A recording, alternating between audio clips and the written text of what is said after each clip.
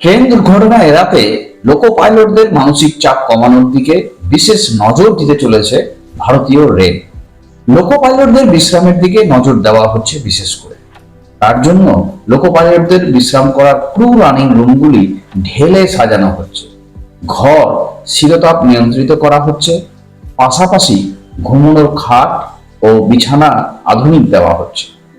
মনোসংযোগ বাড়ানোর জন্য মেডিটেশন ও পড়ার আলাদা ঘরের ব্যবস্থা করা হচ্ছে।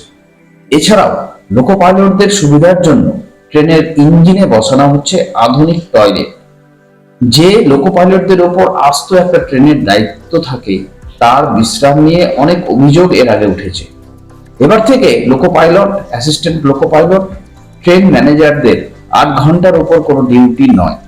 ইতিমধ্যে বিভিন্ন ক্ষেত্রে ক্রু রানিং রুমগুলির পরিকাঠামোর উন্নয়ন করা হয়েছে। বাদ যায়নি মালদা টাউন স্টেশনের ক্রু রানিং রুমও। এই ক্রু রানিং রুমেই লোকো পাইলটেরা ডিউটি শেষে বিশ্রাম করে থাকে। বাড়ি থেকে দূরে স্টেশন থাকায় বেশিরভাগ ক্ষেত্রে রানিং রুমেই বিশ্রাম নিতে হয় তাদের। এতদিন বিশ্রামের ঘরগুলির পরিকাঠামো সেরকম ছিল না, বিশ্রামের সুব্যবস্থা ছিল না লোকো পাইলট। এবার থেকে ভিন্ন চিত্র দেখা যাবে এই ক্রু রানিং রুমগুলিতে।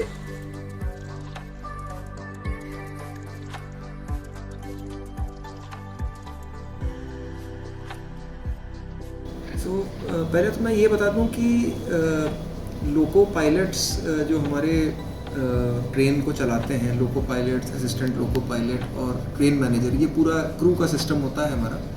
तो ये रनिंग स्टाफ कहलाता है।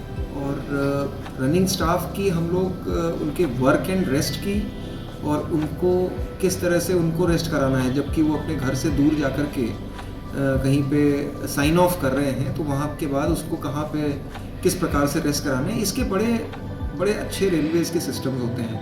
आप देखेंगे कि जो नॉर्मली कार व्हीकल चलाने वाले, अपनी पर्सनल कार चलाने वाला व्यक्ति कई बार 12 घंटे, 16 घंटे, 18 घंटे भी गाड़ी चला लेता है और उसकी कोई लॉगिंग नहीं होती है।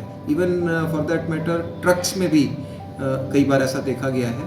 लेकिन रेलवेज़ में जो लोको पायलट्स होते हैं, उनके नियम होते हैं कि एक सर्टन टाइम के बाद उनको मैंडेटरी है रेस्ट कराना। तो हम लोग जो एवरेज ड्यूटी है भारतीय रेल में लोको पायलट्स की, वो लगभग 8 घंटे के आसपास है।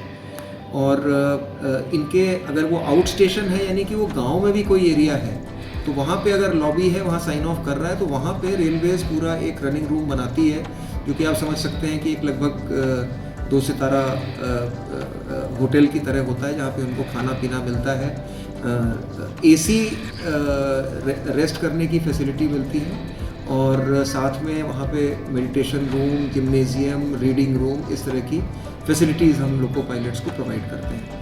तो एक हर्ष की बात यह है कि पिछले कुछ सालों से एक एफर्ट चल रहा था। अब देश के करीब 560 जो रनिंग रूम्स हैं, 558 या कुछ, तो वो सारे के सारे अब हमने एसी करा दिए हैं पूरे भारतीय रेल में।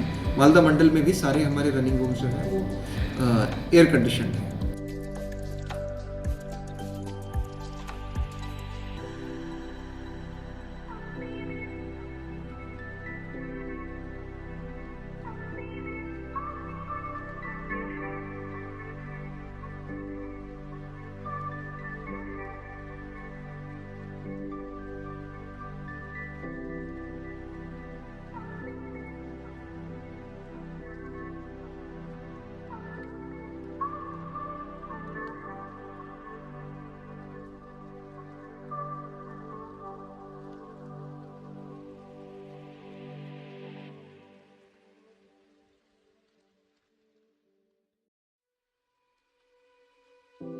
मालदा मंडल के बारे में आपने पूछा, तो मैं आपको बता दूं कि करीब लगभग 2.5 करोड़ रुपए की लागत से हमने जो हमारा फरक्का स्टेशन है, जो एनटीपीसी है, उसके पास में तिलदंगा स्टेशन है, तो वहाँ पे एक हमारा रनिंग रूम है, उसके इम्प्रूवमेंट प्लस बररवा प्लस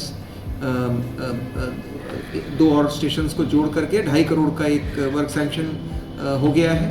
और साथ में साहिबगंज और भागलपुर में हमारे जो रनिंग रूम है, जहाँ पे मालदा का भी स्टाफ जाता है और रेस्ट करता है, आउट स्टेशन रेस्ट, उसके लिए 2.1 करोड़ का काम स्वीकृत हो गया है। तो निरंतर हमारा प्रयास है कि जो रेस्टिंग फैसिलिटीज़ हैं उसमें निरंतर विकास होता रहे, उसमें निरंतर सुधार होता रहे। सही। 7,075 मेरे ख्याल से फिगर है अभी, तो 7,000 से ऊपर लोकोमोटिव्स में इंजन में एसी प्रोवाइड कर दिया गया है। सर। ये देखिए ये हाइजीन फैसिलिटीज़ हैं। अब तो देखिए नॉर्मल आदमी अगर थकान होगी तो उसकी अलर्टनेस लेवल कम होगी। तो हमारी सोच ये है कि जिस आदमी के ऊपर हमने इतना जिम्मेदारी डाली हुई है, जिस आदमी के डिसीजन से, जिस आदमी की वर्किंग से इतना सब कुछ निर्भर है, स्पीड निर्भर है, टाइमलीनेस, पंक्चुअलिटी निर्भर है, रेल तो पैसेंजर। उसका रेस्ट जब हो तो उसको किसी प्रकार की असुविधा ना हो। तो ये हमारा प्रयास है और ये अनूठा प्रयास है। मतलब ये चीज़ पहले नहीं थी, पहले ये थिंकिंग नहीं थी। पहले थिंकिंग ये थी कि वो जितना उसके लिए डिफ़िकल्ट वर्किंग कंडीशंस होंगी उतना ही वो अलर्ट रहेगा, क्योंकि वो मतलब जितना टफ शेकी मूवमेंट होगा उतना वो जगह रहेगा। लेकिन ये बात सच नहीं है। रियलिटी ये है कि अगर वो वेल रेस्टेड रहेगा, थकान नहीं होगी, तो उसकी अलर्टनेस और उसकी